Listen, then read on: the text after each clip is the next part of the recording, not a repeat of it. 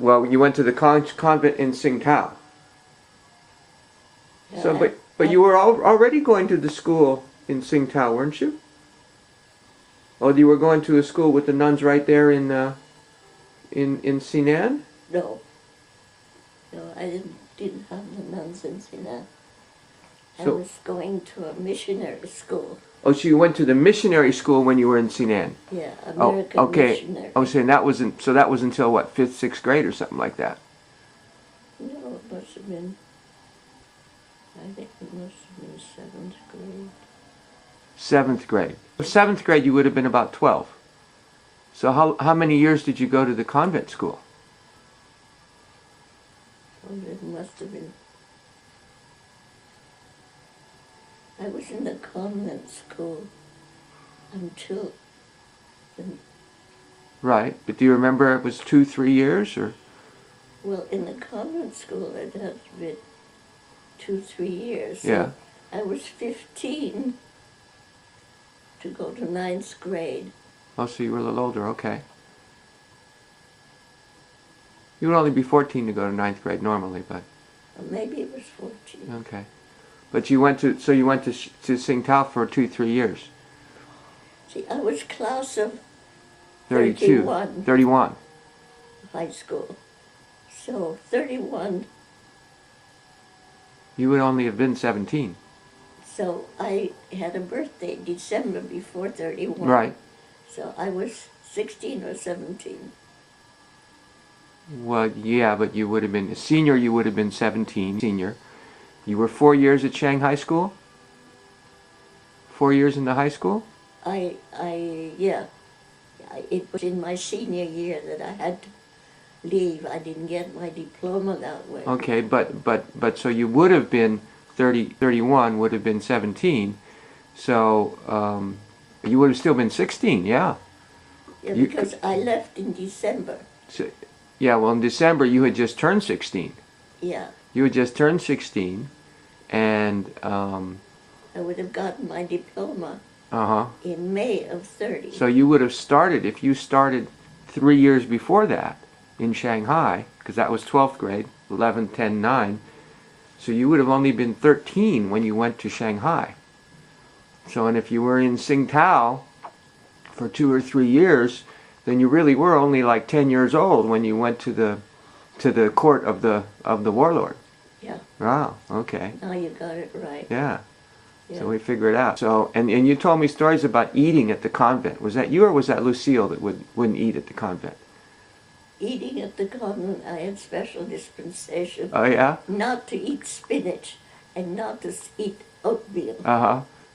You eat oatmeal now. You couldn't eat it then, huh? I can eat it now, but I couldn't eat it then. Couldn't eat oatmeal, huh? I would not eat it at home, and no matter what, the doctors told my mother I should let me not eat it. Uh-huh. Because I'd throw up. Uh-huh. And so then my mother, when I went to the convent where they made us eat it, my mother went there in person from Tsingtao, from Sinan to Tsingtao, to explain, especially for this purpose, to see the Mother Superior and get me special permission not to eat oatmeal and spinach. Yeah. Okay. And another thing was onions in white gravy. Uh-huh. What else do you remember about the convent? Did you have a roommate? Oh, yes. I had different roommates over the years. Uh-huh. So that was very different when you went to the missionary school in Sinan. You got a ride to and from there every day, right? In the rickshaw back and forth, and then so you went to, all of a sudden you're in the convent. The world didn't revolve around you anymore. It was very different, right? Yeah. No servants. Yeah. So that was a big change. Shanghai American School, we had servants. Uh-huh. So you went to Shanghai American School, and it was a boarding school again for you. Yeah, that's a boarding school. That was 9, 10, 11, 12. Who ran the school? It wasn't nuns. I mean, it was... No, American. Uh-huh. The local, the Shanghai residents. It would be comparable to like Punahou School in Hawaii? Yeah, okay. Very much. Or Harvard Westlake here or something like that, yeah. Okay. But it was a beautiful school. Uh-huh. Beautiful buildings. How many students did they have at the Shanghai American School? Must have been about 300, I would say. Uh-huh. And just in high school? No, in the whole thing. It started with kindergarten. Oh, did it? Oh, okay. Kindergarten. So how many were in your class? I would say more than 20. Uh-huh.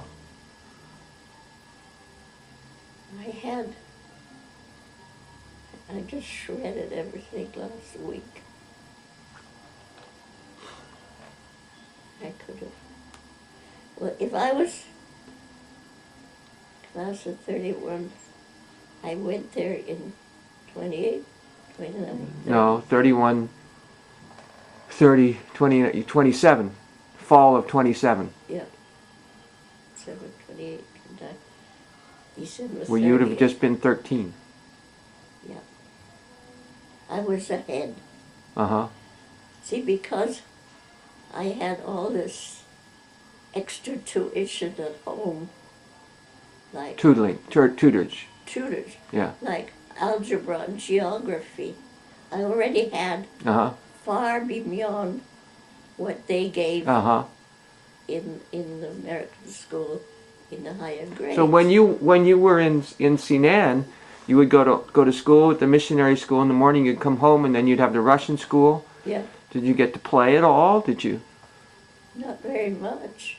No music, no... Well, I took piano lessons. You took piano lessons.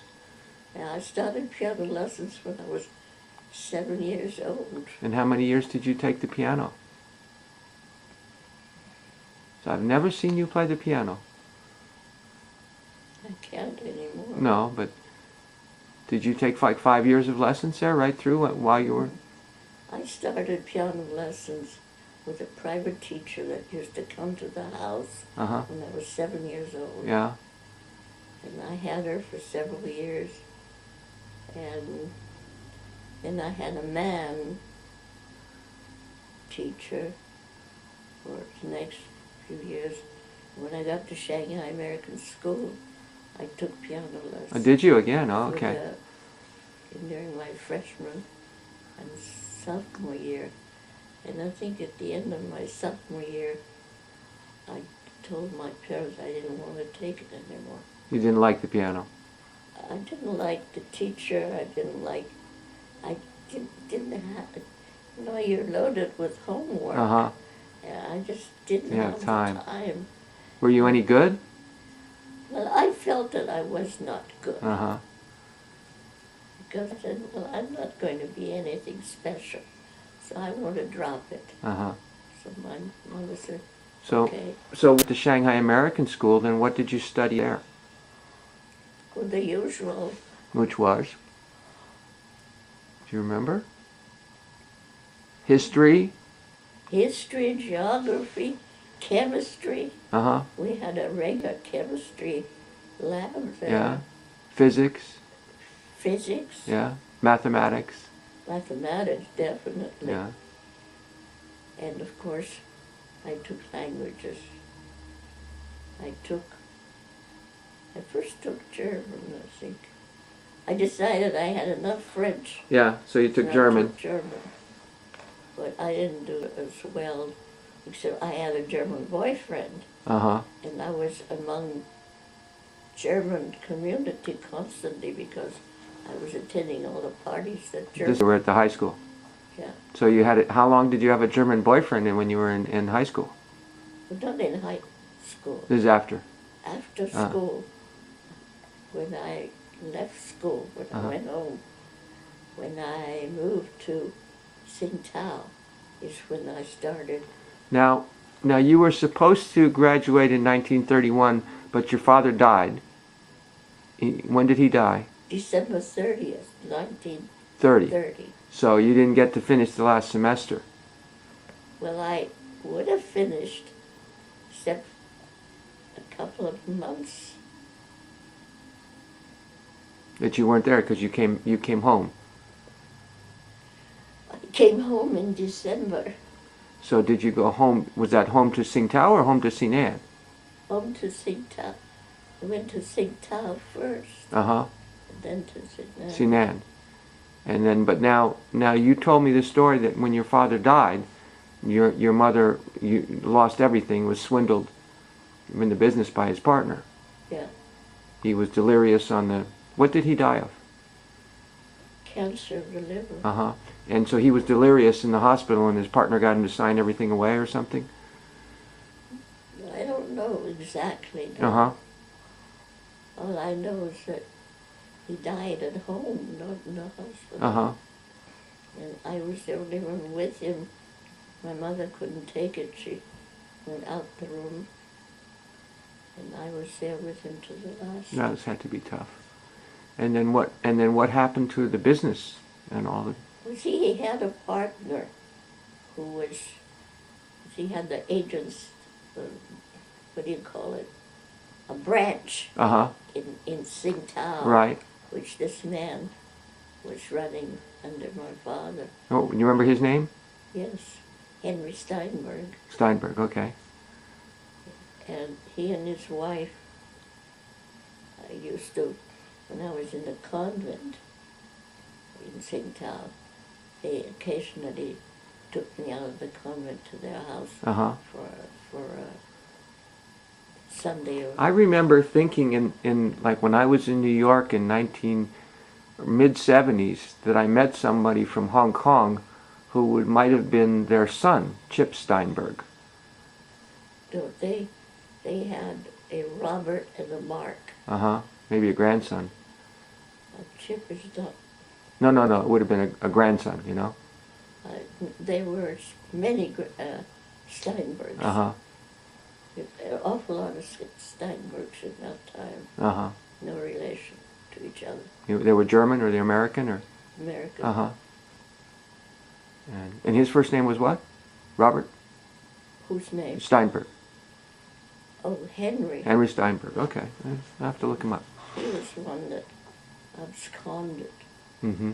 Because when my father died, he came out to liquidate the office in Sinan. Yeah, and he told my mother that there was nothing, and that was not true, because after a couple of years,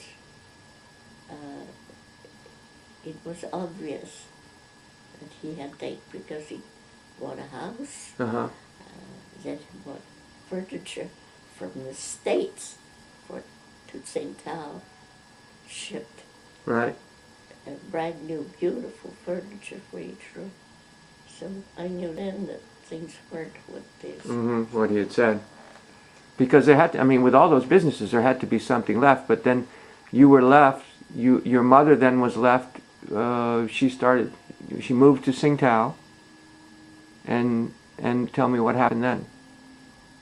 Well, they thought that it would be good for her to move to Tsingtao, because Tsingtao was a tourist place, and most of the people had boarding houses Uh-huh. or like hotels. So they thought that for my mother needed to earn something to survive, and that in Tsingtao she could have a boarding house, Mm-hmm. which she did in the beginning. Now, what citizenship did she have, or did you have at that point? No citizenship. No citizenship. So you were just in China. Your father had, from your mother, naturalized American citizenship or something, you said, from his mother. From his mother, but he didn't keep it, Uh-huh. because I found an American passport. Mm-hmm. He had this at home, I think it was, security box Uh-huh. of sorts, and I went through this. There were all kinds of things in there, and there was a old-fashioned passport Uh-huh. where he was a citizen, naturalized citizen. Yeah. But apparently when you're naturalized, you have to, and you're living in a foreign country, you have to make a trip home every, I don't know, 3 or 4 years, which he didn't do. He stayed 25 years In China. in Sudan without going anywhere. So he lost his citizenship. His mother died in San Francisco and is buried there. She had American citizenship. Did you ever communicate with her after his death, or did you ever have communication with her? She died before him. Oh, she died before him. Oh, okay. She died long before him. And who was the lady that you visited? I mean, in New York. Who was that? That was my mother's sister. That was your mother's sister. Half-sister. Half-sister. Oh, okay. See, my grandmother, my mother's mother, was widowed. Actually, when my mother was very young, and she married again. She married Demetria. Right. And had another daughter, Antonia. And that was the lady that was in Sag Harbor. Right. Okay. And her name was Antonia, and she had married a man called Lukianoff. Lukianoff, yes, Lukianoff, so right. She was Antonia Lukianoff. Yes. I don't know what he was, a journalist or obviously with the name he was also Russian roots. But I think he was some kind of a writer or journalist or something like that. So anyway, so you went back to Tsingtao in 1931 after your dad died, and your mom started a boarding house. Yeah. Okay. She didn't do well. No? No, she was too generous, and she didn't know how to run a boarding house. Well, at that point it was your mom and your sister, and where was your brother was still alive then, right? Right. He was on his own. He was working. He was very good with machines. He could take anything apart and put it together. So he got a job as sort of a, I guess, mechanic. And he repaired cars. And then he met this girl, Russian girl. He married her, and we were very upset because we didn't approve of her. It wasn't our class. Yeah, you told me that, right? And I understand from my sister, I didn't get to talk to her. She knew more than I did after.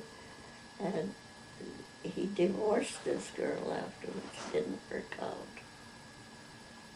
But I don't know what happened to him. There were different stories. Because there were only a few Russian people that had no papers like him left in Tsingtao. And the Chinese that came in were very nasty. Somebody said that... When? You're talking 1949? In 1949? Oh, okay.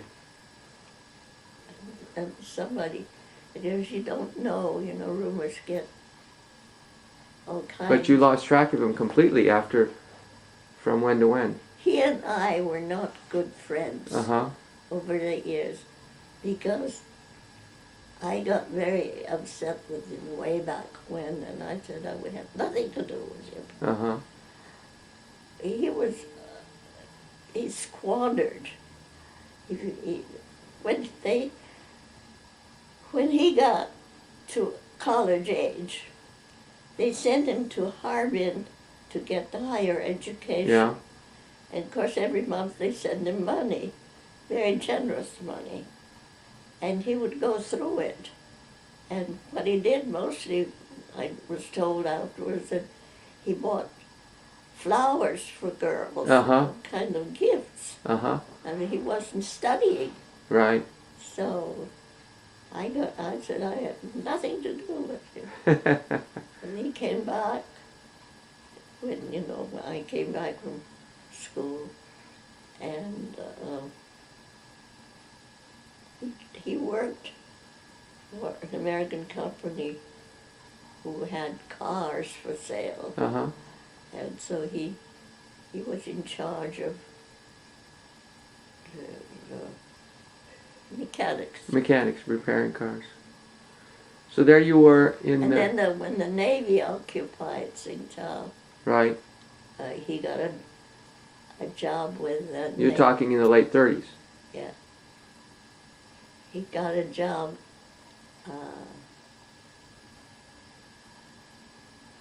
when the Navy was in Tsingtao. Uh-huh. At the very end, before I evacuated to the States. To Berkeley. Yeah, to the States in 1940. Did I come back in 1940? The last time? Lucille was born in 39. October 39. She was at least... I was nursing you on board ship when... No, that's 1949. Well, 49, I came home. Yeah, that's a different one. He stayed there, my brother. Oh, he stayed in 1949, yeah? Yeah, in order to go. And never was heard from again. No, but other people who have come said that Chinese troops called and asked him to come outside. He came outside on the sidewalk, and they asked him a few questions and then took out the gun and Shot him, yeah.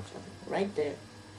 Now, whether that's true, I don't know. Uh-huh, yeah. It was a rumor. So they killed him.